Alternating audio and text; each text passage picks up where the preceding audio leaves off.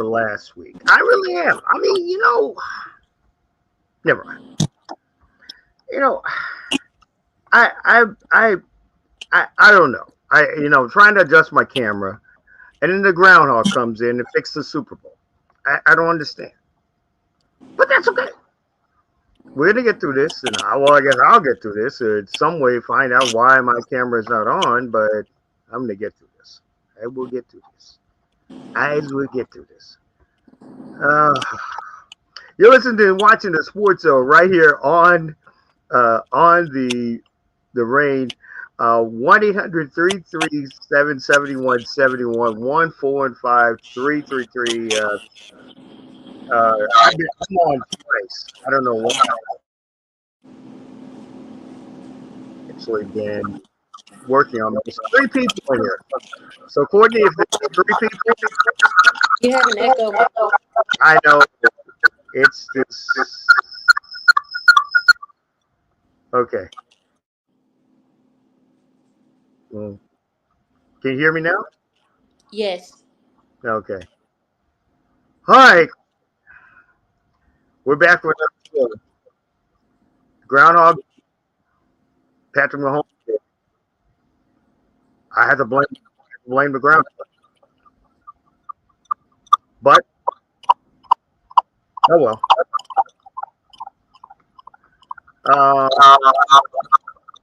Here's what I'm going to do. There we go. I don't know how this came on. Go ahead, say something for me. Let me actually fix this echo. Can you hear me?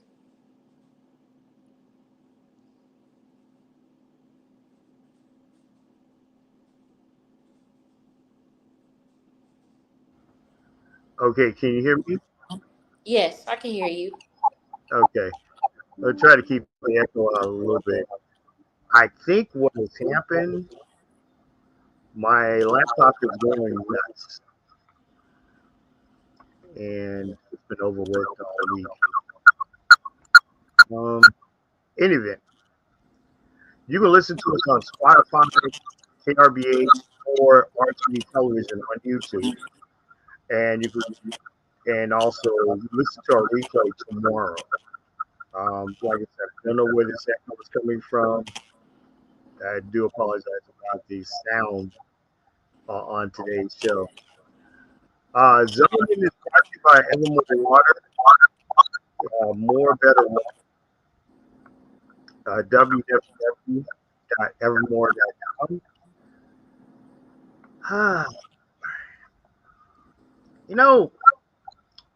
Never mind. I you're happy when your team is world champion. You have some kind of sound that's like going after you finish talking. It's like, I think it's another echo coming in again. It's another echo again. Okay. Let me fix this here.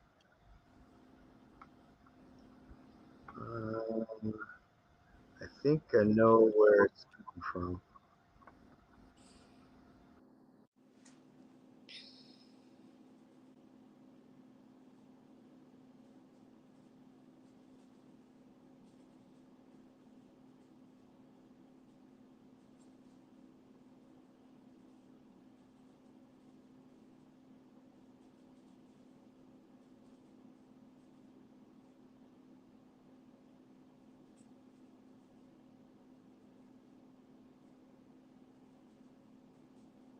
I hope they fixed it. Okay. Yeah, they fixed it. See, I'm more of a better genius than Cal Shanahan. Anyway, so as you probably know, last Sunday was the Super Bowl, or the Groundhog Bowl, or the Mahomes Bowl, or the Taylor Swift Bowl, whatever bowl you want to call it. It was a Super Bowl, and you can follow us on Sportsville on X as well. All right, and we got through that. and got to Evermore Water. Now, Courtney, we actually have champions when we actually um, celebrate champions. And we celebrate champions for the good of sports. Um, as you probably know, last week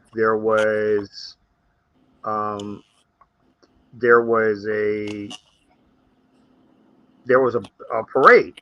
We were supposed to see a parade. And the parade happened in downtown Kansas City. Almost 800,000 people to a million were there to see Patrick Mahomes and the Kansas City Chiefs celebrate their second, back-to-back championship victory after a thrilling win over the whoever that team is from the West Coast, um, 25-22, and they were there. I mean, the fans were there. It was great. They went through the whole city. The thing is, they got to Union Station in downtown Kansas City where they ended the parade, and this happened.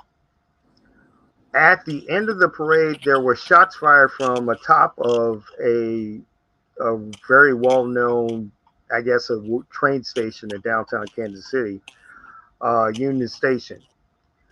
Fans did not understand what was going on. They thought maybe it been fireworks, or some thought maybe it might have been a car, exploding or whatever on the highway. But it was actually five shots coming from the roof, injured, which injured almost close to 22 people. Out of those 22, 11 were kids. And sadly, one died. And there was an actual local sports DJ disc jockey from a Tejano station in Kansas City who was a well-loved Chiefs fan. The sad part about it is that a 17 and an 18-year-old are in custody.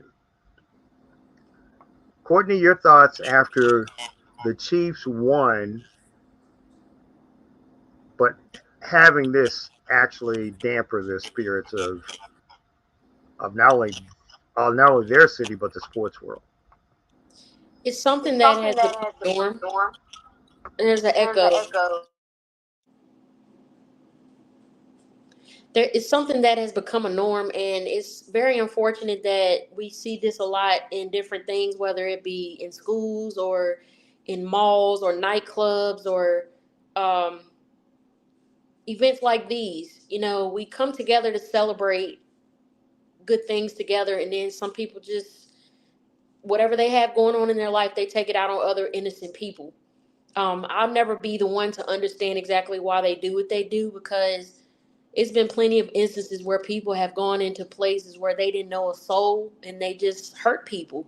So I'm not condoning it whether they knew them or not, but it's very sad to see that this is a reality that we live in America. And, my heart goes out to the families and friends of the victims. And I also saw, even though I'm tired of the whole Taylor Swift thing, that she actually donated some money to a family. So that was great to see as well. I think the main thing about this was the fact is and Patrick Mahomes and also the Chiefs Foundation, his Chiefs Foundation, they're donating close to $1.5 million to the victims for that are in the hospital, especially the Kansas City Children's Hospital, because 11 children were shot. And then also, uh, Patrick Mahomes has actually decided that he and Andy Reid's foundation, they're actually going to pay for the funeral of the deceased victim, who was actually one of the people that covered the Kansas City Chiefs for the Tejano station in Kansas City for almost 25 years. Wow. I think the sad part about it is, Courtney, this is something that we've not only noticed in this parade, but there have been three other parades. The Denver Nuggets had this situation happen to them. The Dodgers had it as well, and also the Rams had it. Uh, fortunately for us, and the place that can't win a championship were the Warriors and the Giants and the A's and that other team that lost last week played. We've never had that issue in San Francisco, and thank goodness. But this is what the times that we've come up to. It doesn't. It's not only the time of us being, being in America in a state where you can take a gun. In some states like Missouri, they have no, they have no, it's an open carry state, just where we live in Texas.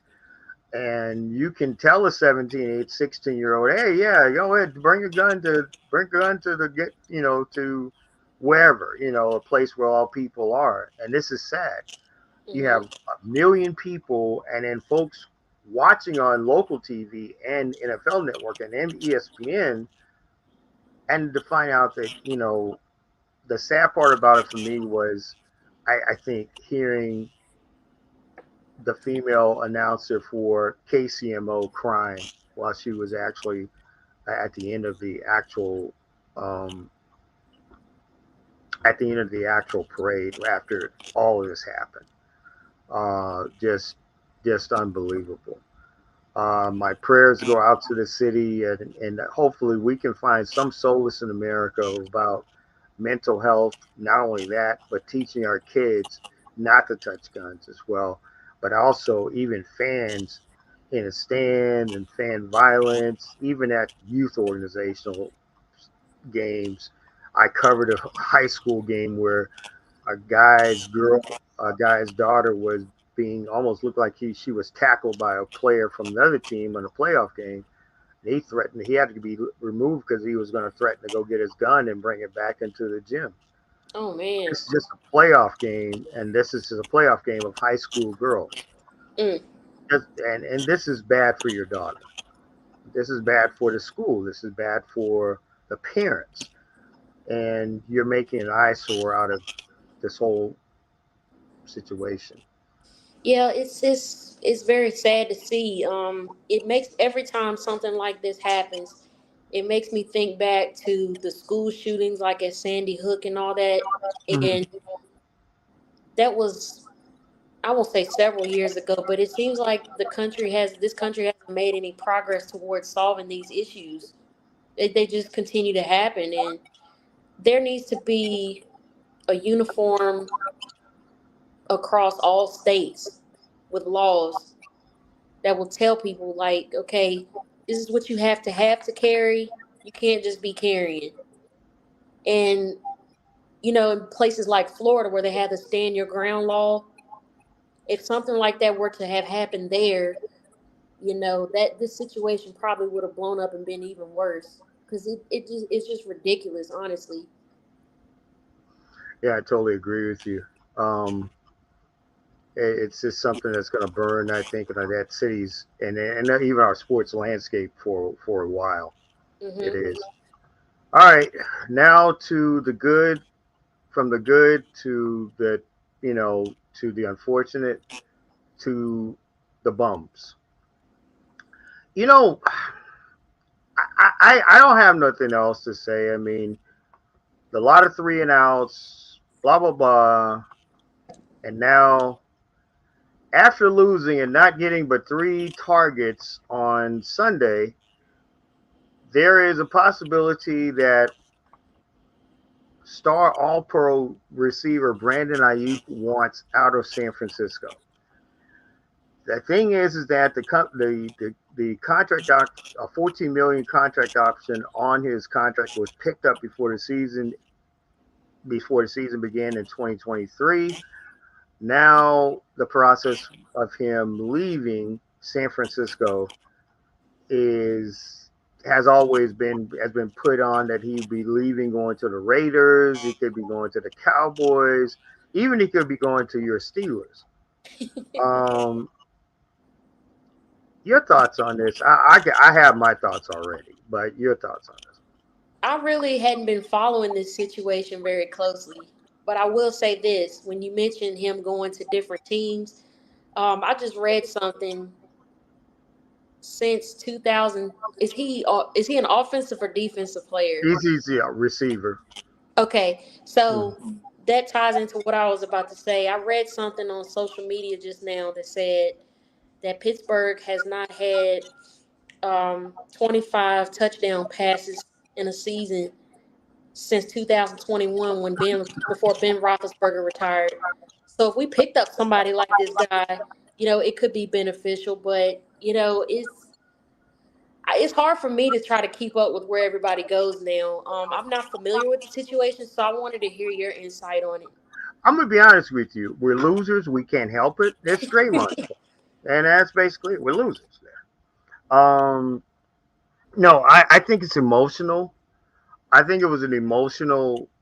A lot of players are emotional after losing a game like that. Hmm. Um, I think there is a lot of, he didn't feel like he didn't get targeted. I think it's just more so he and Debo Samuel have the same attitude. They're passionate, but they want to get him more involved in the game. And he didn't feel like, Brock Purdy threw a lot to him and he only got 3 targets, but then Debo Samuel only got 3 targets in the Super Bowl. It happens when you have it happens when you have players such as Debo Samuel, such as the Juwan Jennings. They had the 49ers won. That would have been their um, that would have been their MVP because he ran it for a touchdown. He threw a touchdown to Christian McCaffrey for 88 yards, and the former Tennessee volunteer who was a quarterback at Tennessee, a backup, also scored a touchdown. That had not happened since I think 4 Super Bowls ago, 5 Super Bowls ago, Okay. where a receiver, caught a touchdown and threw a touchdown as well. Um, you know, the basics are is that there had been a lot of fallout before, around this. I mean, Brock Purdy played extremely well. Um, the thing was is that I think when you look at that team, I'm not panicked about it. I think um, the next topic we're going to talk about is pretty much um, where I'm leading into it. And I think you're going to hear a lot of things about the 49ers falling off the face of the earth and this player going there and this player not going to be back or anything like that. I mean, they lost to a great Kansas City team. They had their opportunities. In overtime and, kicking field goals was never should have been the forte. But, you know, it is what it is. That's what Kyle Shanahan called, and people want to throw his body off into the Pacific Ocean and all this other stuff. I mean, how about that Draymond? Any event. But I think to me, I think he'll be back next year. They'll do what they can to keep him there. They don't want to break up that whole team because if they broke up the team, it would be some people want Debo Samuel traded. These are just fans that are on social media that have nothing else better to do since their wives left them or something like that. Oh, any event. Now, the biggest part about Monday, as you probably know, what changes could be made, what changes could go back and forth, and this and that. Teams could be moving coaches and everything like that. As you probably know, Monday, um, Mitch Trubisky was released by the Pittsburgh Steelers, and also um, there's a possibility. Also, we'll talk about this a player that may be on the Steelers' radar, but then he may be on the Patriots' radar that was suspended by the NFL. We'll talk about that later. However, this has become a hot topic of the whole sports community for some reason. I don't know why on my end, but okay. Speaking of the 49ers, Steve Wilkes was fired by Kyle Shanahan after Sunday's loss at the Super Bowl. And he was fired after the team gave up 100 and 94 yards in the fourth quarter in the overtime as they lost to the Kansas City Chiefs 25-22. He had some collision courses with Kyle Shanahan during the season. Wilkes, though, the possibly may loom. And Courtney, I want you to look at this man because he may be on your staff. Of that he may get picked up on your staff by Coach Tomlin. Uh, Wilkes was at 3-13. He was 3-13, but didn't really have a team to work with at Arizona. And also, he was um, he was the interim head coach with the Carolina Panthers back in a couple years back and led the team to close to a playoff record run. Your thoughts on a coach being that actually led the team or had the defense as the third leading defense in the NFL to find out that he would have a pink slip after the Super Bowl and after the team lost. I think that um, if he works under Coach Tomlin, I think that they have something that they can work with. Thing about the Steelers, if Wilkes does come to the Steelers, he we've had defensive and offensive coordinators that have been Hall of Fame coaches, and the thing that I think about it is he has to have something to work with, and someone has to give him a shot. So I believe that Pittsburgh is one of those franchises that does that. And once they find that coach, they usually stick with them. And that's why I mentioned before in a previous show that Coach Tomlin is not going anywhere no time soon. So, um, yeah, I think that's a bold move by Shanahan to do that right after the Super Bowl. He had to be doing something the right way for them to have made it that far. um, I don't understand what the issue is with it, but to have another black coach on staff with the Pittsburgh Steelers will be great. I think it'll be a great asset for a role model because another problem that the Steelers have had in previous years are keeping players on the roster. And I believe that Coach Tomlin, needs to crack down a little bit. But I believe if he has somebody like working by his side, they should be able to deal with the adversity that comes with it. But I think they should give him a chance. I think, and I totally agree with you. And I think a lot of the sports head community during the week was not too really keen on the way Steve Wilkes was fired. Hmm. To me, as a fan and as a person that kind of does a little bit of coverage for the 49ers in more of a blog mode, I basically thought this was going to come to a head. If the 49ers did not win the Super Bowl, I figured this would be the end of Steve Wilkes regardless. Because he and Kyle Shanahan never really were on the same page to a point. Yeah, He you always have to. I'm sorry. Go ahead, Mike. No, I was going to say he was coaching in the press box, and the players wanted him on the sideline. Shanahan did it as well. So he came down the sideline. The team did very well, and then you can't really blame the collapse on. Yeah, I guess they blame the collapse on Green Bay and Detroit, getting off to great starts in the first quarter. But you have to look at it from his standpoint. Some of these defensive guys on the 49ers were banged up coming from injuries and had a long layoff because they were the number one seed.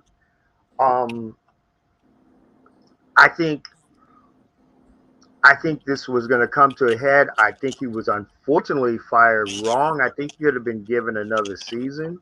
Hmm. Um, but Kyle Shanahan and more so Kyle Shanahan made the call to John Lynch and said, let's just start rebuilding, the staff. And a staff that basically it was so strange because when Wilkes was fired, four other coaches that were on the Super Bowl team have been picked up by either the Commanders, the Falcons, or the Cardinals. I've seen that, and I've been following that as well. I think. it'll be interesting to see where everybody goes. And the thing I love to see, because as a coach myself, I know what it's like to want to do the right thing for your players, and then you have to listen to the noise from the fans and the parents and all that. But what I would really like to see from Steve Wilkes is him handle this adversity and go into a program or an organization where he can shine and he can um, show what he knows. You know, it's not easy being a coach. And like you said, not everybody's going to agree with what you do. And that's just the way it is. And I've studied relationships between coaches like Nick Saban and Bill Belichick and things like that, and how they didn't always agree with things because they're two masterminds and they know what they're both doing, but at the same time they might have different opinions on things. So in order to have a successful organization, everybody has to be on the same page. At the end of the day, they do. I mean, that's just the way it should be, I think. The main thing, Courtney, is the fact is that you look at organizations and they look at their end of their season, who's going to go where? Who's going to be the defensive coordinator? Or, okay, where are you going to get your next head coaching job? And we'll talk about this toward the end. But I really think the main thing that Steve Wilkes had done, um, it was more of a, I think more so Kyle Shanahan. And this guy's not old. I mean, he's only 54 years old. Right. But when you look at the team on the defensive side, these guys are approaching 30. The Fred Warners, um, the Nick Bosas are approaching 27, 28. Um, the Javon Kinlaws are 25, 4. The Chase Youngs are right at, I think he's right at where Bosa is because they both came out same year at Ohio State, from Ohio State. And then you have a pretty young backfield as well, defensive backfield. Hafunga is 24, 25. So, I mean, you got a pretty young backfield. And I think what happened was, I think Steve Wilkes may have lost. I think of Steve Young. I don't know why. But Steve Wilkes may have lost some of their players on the defensive side, Right. because what he may have wanted to throw, the schematics he might have wanted to throw, may have been totally different than what maybe a D'Amico Ryans used to do or Robert Salah used to do. Because they will always be rah-rahing the guys on the sideline, make good play, blah, blah, blah. You couldn't get that from Steve Wilkes, and I think it might have been the energy slip. But Yeah. If he comes to us, he has some big shoes to fill because as a defensive an organization that prides themselves on defense so much, you know, we had Dick LeBeau and he was awesome. So I know you know about Dick LeBeau, but it's going to be hard to try to replace that going forward. And I knew that when Dick LeBeau retired, but I would like to see Steve Wilkes be successful at his next destination for sure. you listen to and watching the Sports Zone right here on the range, 800-333-2626. Um, Courtney Mendenhall, myself, the sports vet Michael Lewis with you. Let's go to the NFL rumors, and this is where everything is kind of like what we were talking about. It just ran right into it. Okay, the NFL rumors. Well, you know, I agree with some of this, but this is just rumors. I don't understand. All right, NFL rumors brought to you by Evermore, more better water. Speaking of Kyle Shanahan, oh boy, here we go. Back to the bums again. Um, the San Francisco 49ers and John Lynch and Kyle Shanahan have been talking to Bill Belichick. Whoa, huh? The who? Never mind. In event, the bums by the Bay have been talking to Bill Belichick as far as becoming the new defensive coordinator of the San Francisco 49ers. KNBR's Tim Tolbert in San Francisco stated that Belichick has been called for an interview with Shanahan and with and with John Lynch and with Jed York. That interview sometime will be sometime this week. Does not mean that Bill Belichick will be actually formally named the defensive coordinator. There have been also other names that I would think would be Brandon Staley, who I hope they don't get from used to be the Los Angeles Chargers head coach. Please don't get him. And other candidates have come in as well. But one candidate that I really want there is Richard Sherman. Mm. Leave, leave Skip Bayless and them alone and come to our sideline because you played there. I want Richard Sherman there because he knows what he wants to do with the 49er defense. All the players played with him. They pretty much know him. He's a fan favorite to get this position. And I would want Richard Sherman there as a defensive coordinator. And I think he brings energy and he brings experience to that team because he played on that last Super Bowl team, which they have lost to those people, in Miami. I don't know about Bill Belichick going to San Francisco. Him and Kyle Shanahan. Oh boy. In any event, your thoughts? I don't see Belichick going to be a defensive coordinator either. I just don't see that. Maybe earlier in his career, like having those type of roles, yes, but he's a head coach. There's no question about that.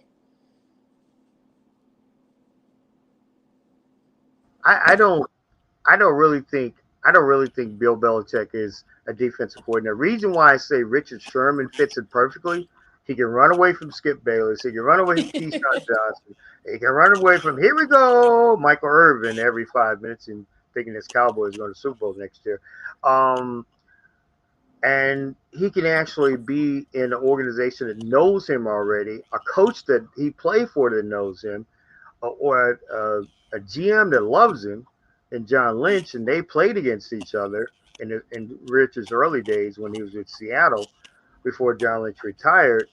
Um, I could see that. I could see Richard Sherman being the defensive coordinator. I can't see nobody else. Somebody told me, "Oh, give us Mike Singletary." Huh? He wasn't even a good coach from San Francisco. What do you mean? Never mind. Um, we'll see about that.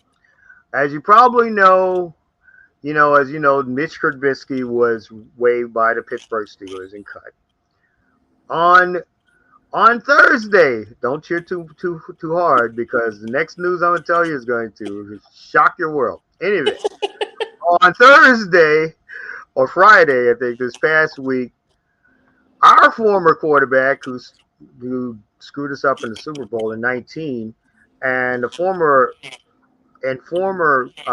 Las Vegas Raider quarterback Jimmy Garoppolo, or they call him Jimmy G, was actually put on the NFL suspension for substance abuse policy in 2024. He'll be suspended for 2 games. The Raiders will release him tomorrow. There are 2 teams that are on the radar for Garoppolo. One, the Pittsburgh Steelers. Oh, Two, One, the Pittsburgh Steelers. Two, a place where I think he most likely will end up, New England, where he started. Your thoughts on this? we definitely don't need those type of problems in Pittsburgh. We've had situations in the past where we had players that failed drug tests and they were Mhm. talented players and we definitely missed out on winning games because of that same situation. If Jimmy G proves that he can't get a handle on that, I wouldn't see him staying with Pittsburgh that long anyway, even if he did come to us. I just don't think the Rooneys and Mike Tomlin will want to deal with that situation. But as far as like Trubisky leaving, it's that whole situation is like kind of tough because Jimmy G is an experienced quarterback, but at the same time, how can I put it? I'll just say the right decisions haven't always been made. So, coming into Pittsburgh, it would be really different. And right now, I don't even see, like with your next point about Russell Wilson, I don't even see Russell Wilson coming to us. I don't really know who we're gonna get, but I know it's probably not gonna be him either. The basic thing is that there are a lot of quarterbacks floating, and I have something that I think I'll throw into the mix with Russell Wilson. And that's what you hit on everything on all 5 points, because that's what I was talking about next. Okay, according to the Atlanta Falcons and Russell Wilson's agent have been talking for the last 2 weeks in regards to the beleaguered Denver former Seattle Seahawk All-Pro and Denver Bronco going to the Atlanta Falcons. um, there have been heavy talks between Arthur Blank and also Raheem Morris in regards to having Russell Wilson in Atlanta. They are Desmond Ritter. They're not really sold on, and even though he had a pretty decent year last year, but they feel like Russell Wilson could come in and maybe give Desmond Ritter some actual tutelage, um, and and gain some more experience up under, which is now a new offensive type of setup. I I kind of agree with Russ going to Atlanta, and here's the reason why. But I'll let you put a take on it first. Okay. Well, when I think of the Atlanta Falcons, I think of one person in general, Michael Vick. And Michael Vick meant a lot to that franchise before he got into all of that trouble. And Michael Vick was a quarterback that influenced so many other black quarterbacks that came after him, regardless of the situation that he had with legal trouble. Having Russell Wilson in Atlanta would be an appropriate thing for culture because of that situation. But however, I don't see him going to us because, well, before you give your point, is because we spent we were spending our money on Ben Roethlisberger, and we really don't put money into other things. I don't really see us paying Russell Wilson because I know he's going to ask for something. He's going to ask for something huge. Hmm. So Atlanta might be a good situation for him, but I always liked Russell Wilson, so I think he'll do well wherever he goes. He just needs to have the right coaching staff in front of him, and seeing him play under Pete Carroll for those couple of years, he blossomed and he was doing very well. But I just think that Atlanta will probably be where he ends up. I agree with you with the Atlanta situation. Here's the reason why. Uh, he is very good friends with Raheem Morris. Raheem Morris was a DC, or kind of like a linebackers coach in Hmm. Seattle during the Legion of Boom. So when Marshawn Lynch was there, and he was the quarterback for the Seahawks during their playoff days. Um, the reason why I think he fit in Atlanta, because not only would he fit in with the Falcons as far as the offense that they're running, and they can actually they have two big big receivers now. They have Drake London, and they also have Kyle Pitts, and they can also put Patterson out there because the possibility may loom. The Falcons may try to go after Blake Corum from Michigan. If Hmm. that's the case, you have Robinson Corum, who's like Corum's like a 5'6" 6" CMC. So basically, that'll give Russ enough flexibility to run a Seattle offense like he was running, right, even after Marshawn Lynch had actually even retired. Right. The second reason being that I think Russ will fit in with the culture, his wife. His wife is from Yes, she's Atlanta. from Atlanta. Yes, Sierra. I love her. I'm His glad wife, you mentioned Sierra her. Wilson, is from Atlanta. So you figure, and not only that, Sierra has investments or is a partial majority owner of Atlanta FC United Soccer. And Russ is actually partaking in that as well. So you figure this fits the culture, the Atlanta culture fits Russ very well. I don't think in a weak division such as the NFC South anyway, I could see them go to the playoffs because you figure where's Baker Mayfield going? We don't know because Mike Evans is being talked about coming back home to Houston to play for the Texans. If that happens, golly, Houston's going to explode, beat everybody except Baltimore. But if you talk about the Atlanta Falcons getting Russell Wilson, this is going to be like, okay, Baker Mayfield leaving Tampa Bay. Now maybe he's staying. Mike Evans may be staying, maybe going. Tampa Bay might drop off. New Orleans may come up. It doesn't really matter because you never know about the division. This will just catapult the Atlanta Falcons into the playoffs more than anything. Yeah, It will. it'll bring some excitement to that division because what you had the Saints, the Falcons, the Panthers, and what's the other team in that division? The Saints, Falcons, Panthers, Buccaneers in that Yeah, division. yeah, it'll bring some more excitement for sure because the Panthers, we all know what's going on.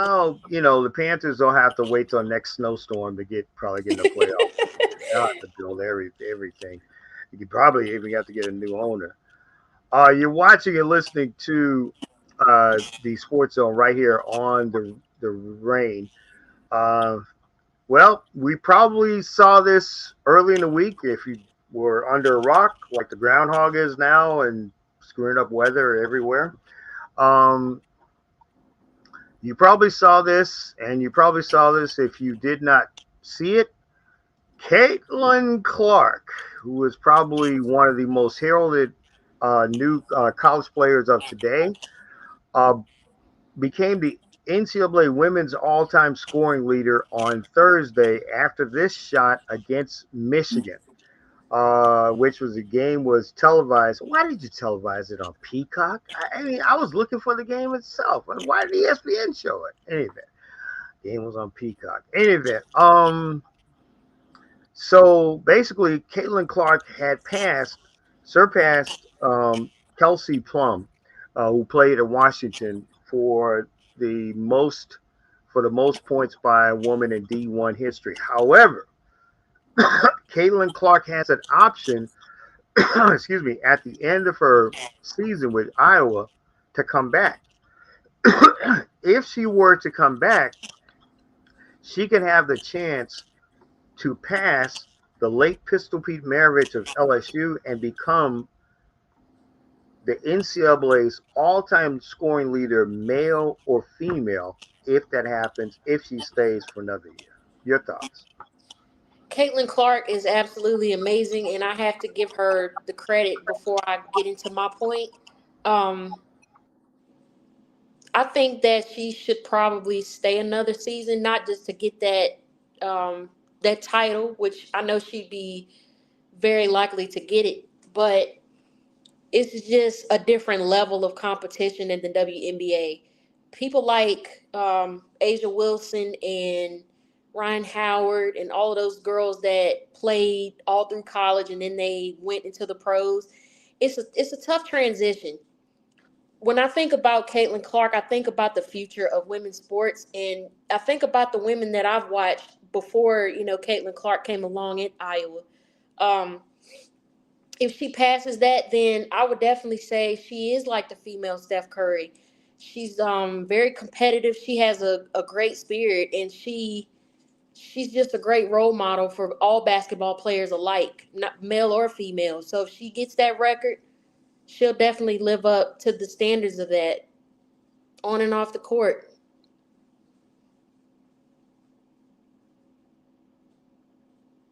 The thing with Clark is the fact that a lot of people didn't like her because of her savvy, her passion, but also her savvy. And she had that. What was this she did last year?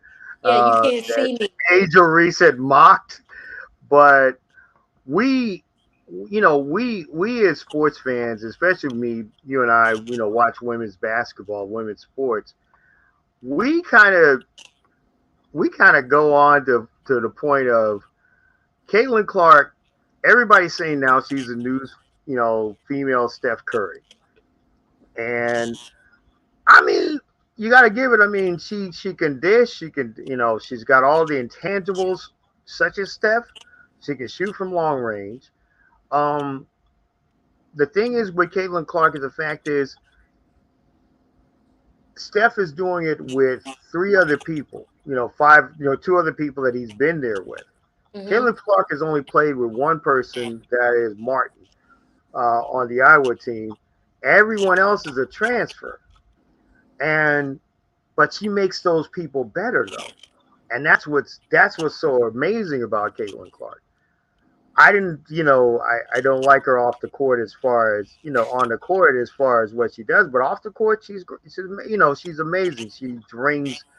She's good for the girls who are looking up to her for the Mm-hmm. next generation, and she's going to be good for WNBA basketball. Her, Paige Buchers, Camila Cardozo, those folks who are now behind the Asia Wilsons, the Aaliyah Bostons, those people that are already making their mark um, in the WNBA. But she's going to be great for the future, those future stars that are coming out with her or after her, or either way. That just tells you the WNBA is going to go to 50 years, such as the NBA was going to 75 and beyond. The WNBA is going to be the first ever women's league to go to 50 years. I I may not see it, but I know it's going to happen though, because it's already at 30 something right now, and Caitlin Clark has just proven that this game is going to even be better. Right. It's going to even be better. But one thing that you want to not only forget, is the fact is that she's going to have to make the tough decision on whether she's going to be the number one pick of the Indiana Fever, or she's going to have to make a decision whether she's going to come back to Iowa for, because she does have that 6 year option due to COVID as well. So we can only see. She could take that extra year to mentally prepare herself for the next level. I think Hmm. that that would be a good thing to do, but it would be kind of tough to turn down a number one pick, like to be a number one pick. Um, Yeah, I yeah. was thinking about that with Skylar Diggins because I was following her, not to get off Caitlin Clark, but I was following Skylar Diggins' trade. And we know that Skylar Diggins dominated when she was at Notre Dame, but now there is critics out there saying that, she doesn't perform as much now, or she's a diva and she doesn't have We, good team cohesion. the thing is with Skylar Diggins is the fact is that she's going to go to a coach that she played against in UCLA. And when she was at Notre Dame, she played against her at UCLA, Noel Quinn. Hmm. And the thing is that Brian Agler is now the GM of the Seattle Storm, and Brian Agler is not going to take what he took from Skylar Diggins when she was with Dallas. So reintroduce yourself to Brian Agler, because the fact is that now she's on a team that's going to be three times better, and somebody's going to put her in check in Seattle. Hmm. Two people are going to put her in check in Seattle, named Jewel Lloyd Yep. and Nneka Gumake, and uh, also the other posts they have up there that played well uh, with with Lloyd last year, um, and I think Skylar's attitude I think will change.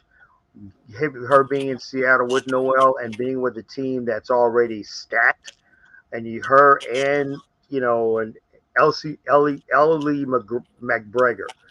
And McGregor played with Lloyd last year, and now you had NECA and you have Skyler, and Skyler just can't fumble the ball up there. I'm sorry, Yeah. and she just can't. All right, let's go to our next topic. This is something we want to do, and our zone focus is brought to you by Evermore. Evermore Water, more better water. www.evermore.com. I know we went down this road earlier, but as you probably know, the situation in Kansas City with the shooting at the Chiefs parade has brought some sort of focus on gun violence in sports. Um, Courtney, we're going to take a couple minutes with this one. What are your thoughts on this with the gun violence?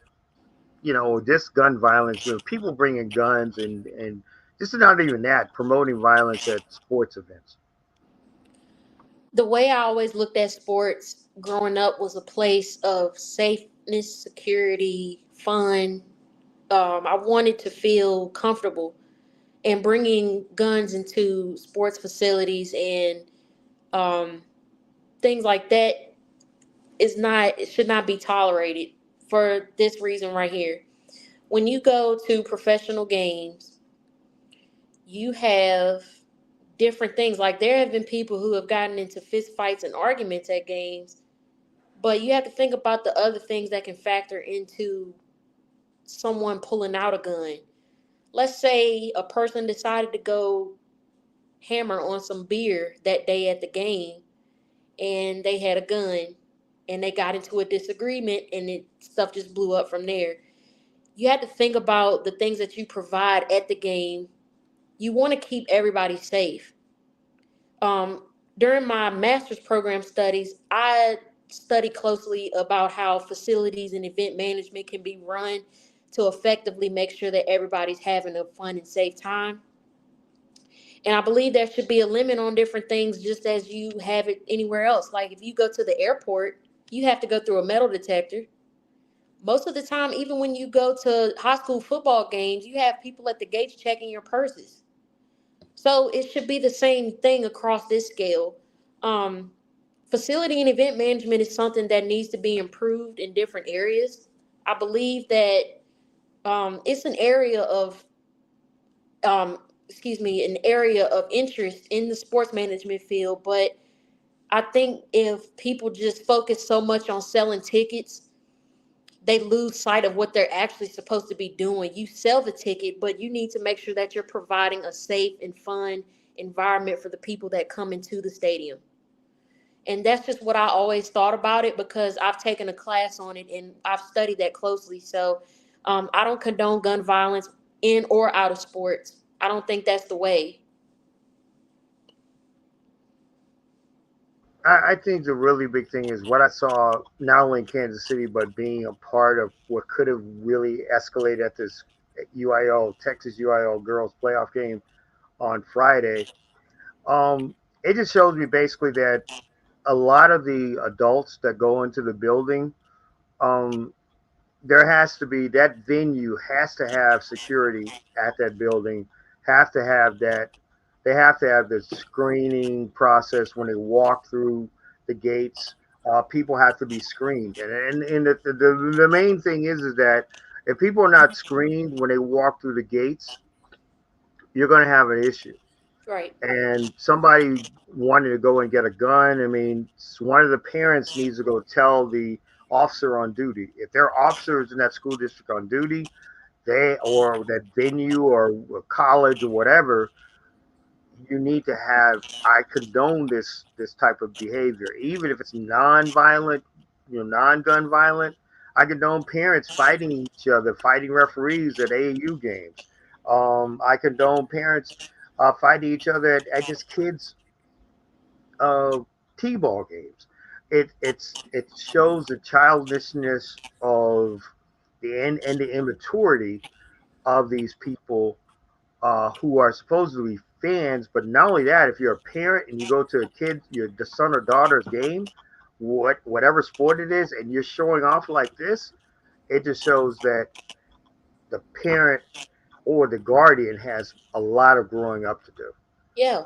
and they have a lot of growing up to do. You Good. know, I'm glad you mentioned that, because I'm also studying the participation rates amongst youth athletes and how it's declining. I think a lot of that comes from people not being able to get their way, so they don't want their child to be involved with it.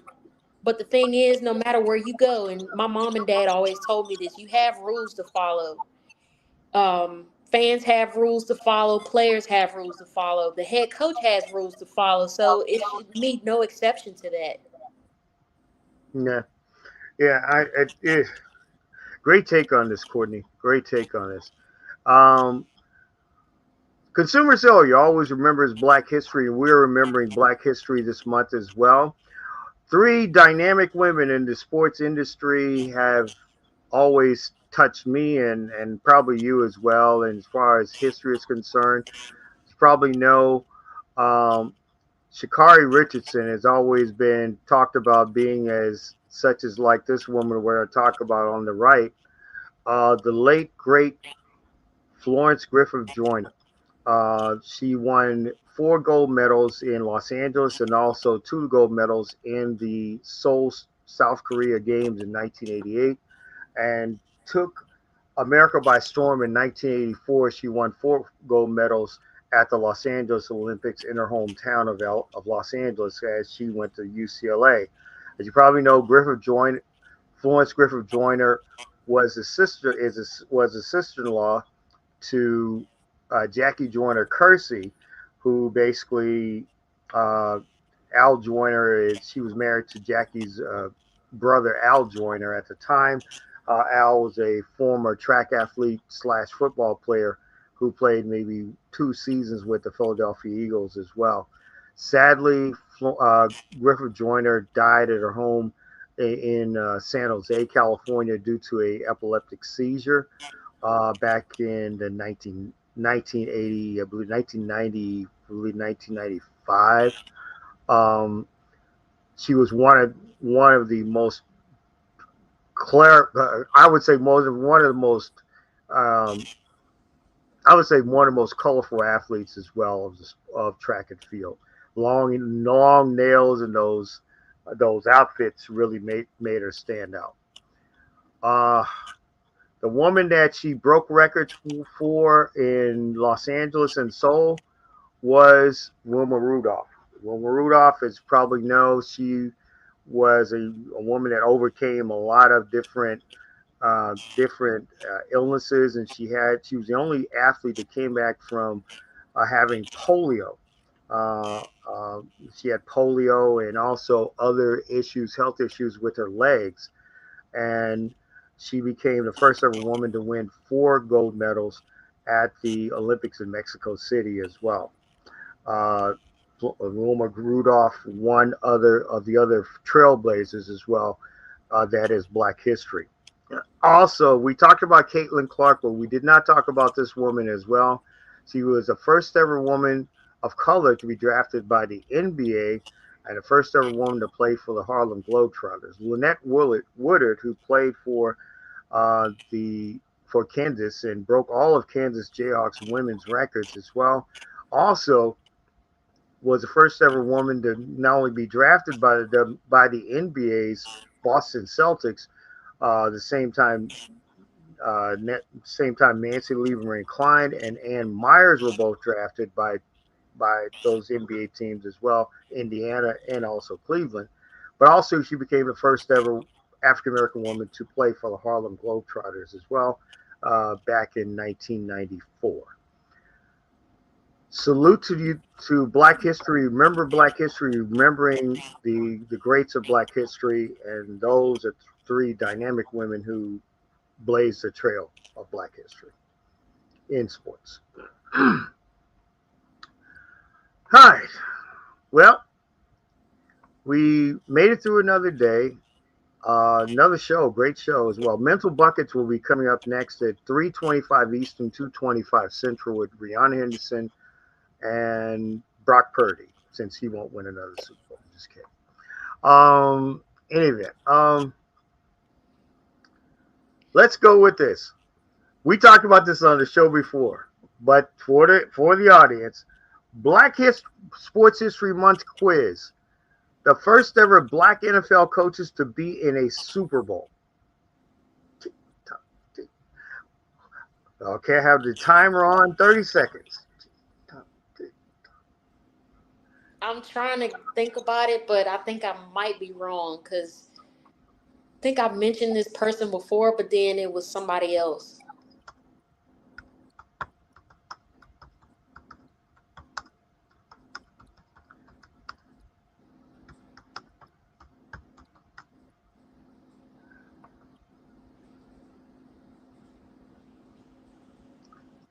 All right.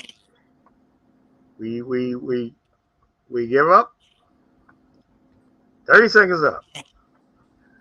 Okay. I had to do a buzzer like that for some reason. Sorry. In 2007, at New Orleans, Louisiana, Tony Dungy and Lovie Smith became the first black head coaches to coach in the Super Bowl when they faced off in Super Bowl XLI. Dungy, then coach of the Indianapolis Colts with Peyton Manning, won the game 29-17 against the Arizona Cardinals. And then Smith, the coach then with Kurt Warner, to become the first ever black head coach to win a Super Bowl, Tony Dungy. But the first two black coaches to coach against each other were Tony Dungy, former Pittsburgh Steeler, and former Pittsburgh Steeler defensive back coach, and also Lovie Smith. So your answer was Lovie Smith and Tony Dungy. Super Bowl XLI in New Orleans, and they played against each other. So a little bit of black history. Quickly, let's go to our zone takes. Zone takes brought to you by Evermore. Evermore, more with the water. Courtney, your zone take. Zone take, what do you mean? Just your take on the show. What do you think about some topics, something that's been straddling you in sports all week? Uh, what do you want to sound off about? Well, I don't really have anything. I think he touched on everything I've been following this week. And I will have to say that, each week gets better and better. So I do enjoy being a co host with you, and I enjoy my time here on the Sports Zone. Well, my take is this: is that you know I love my home city, and but the sports teams are used to losing. Is it Draymond? Is it the groundhog? Is it I don't know. We can't seem to win the big games back home. If is Patrick Mahomes a ghost, or is LeBron James a ghost, or is Kyrie Irving a ghost, or the Los Angeles Dodgers a ghost? Bay Area, get it together.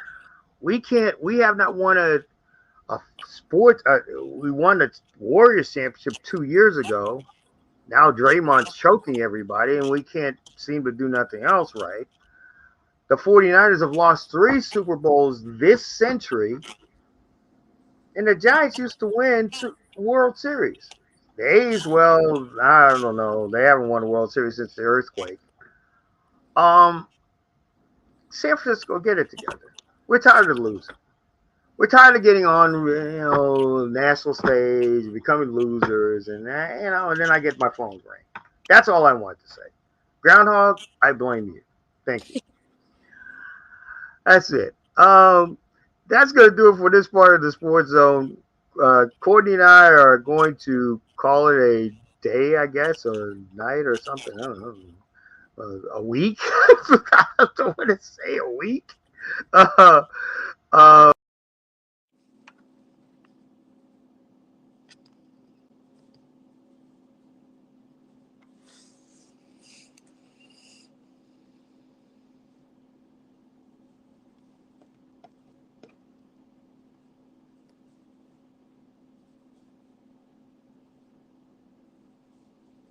of the Houston Cougars ladies basketball team. We'll try to talk to him about uh, women's basketball and why there should be more African American coaches in women's basketball as well. Next week, we thank you very much for Courtney Mendenhall, for myself, the sports vet Michael Lewis. Thank you very much for joining us on Sports Zone. Beautiful Rihanna Anderson, a guy named Brock Purdy, will be doing the show next. Until see you. You've been watching and listening to the Sports Zone on the Range.